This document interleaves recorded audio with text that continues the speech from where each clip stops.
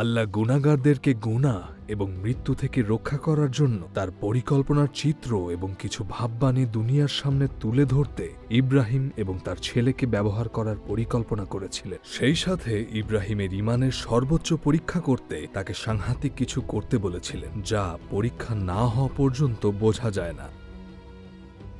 জীবনের এই পর্যায়ে ইব্রাহিমের আল্লাহর প্রতি প্রকৃত ঈমান ছিল।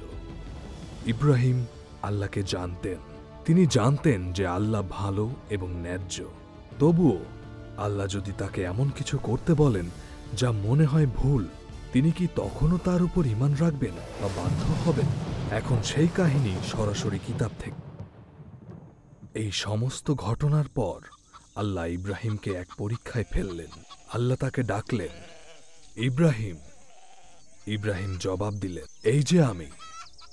আল্লাহ বললেন, তোমার ছেলেকে, অদ্বিতীয় ছেলে ইসহাককে, যাকে তুমি এত ভালোবাসো, তাকে নিয়ে তুমি মরিয়া এলাকায় যাও। সেখানে যে পাহাড়টার কথা আমি তোমাকে বলবো, তার উপরে তুমি তাকে পোড়ানো কোরবানি হিসাবে কোরবানি দাও।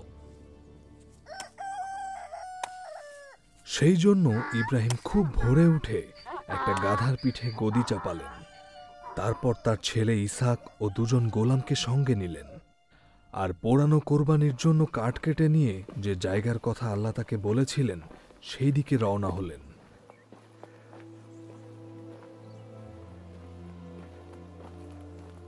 3 দিনের দিন ইব্রাহিম চোখ তুলে চাইতেই দূর থেকে সেই জায়গাটা দেখতে পেলেন। তখন তিনি তার গোলামদের বললেন, তোমরা গাধাটা নিয়ে এখানেই থাকো, আমার ছেলে আর আমি ওখানে যাব। ওখানে আমাদের ইবাদত শেষ করে আবার আমরা তোমাদের কাছে ফিরে আসব। এই বলে ইব্রাহিম পোড়ানো কোরবানির জন্য কাঠের বোঝাটা তার ছেলে ইসহাকের কাঁধে চাপিয়ে দিয়ে নিজে আগুনের পাত্র ও ছোড়া নিলেন। তারপর তারা দুজনে একসঙ্গে হাঁটতে লাগলেন।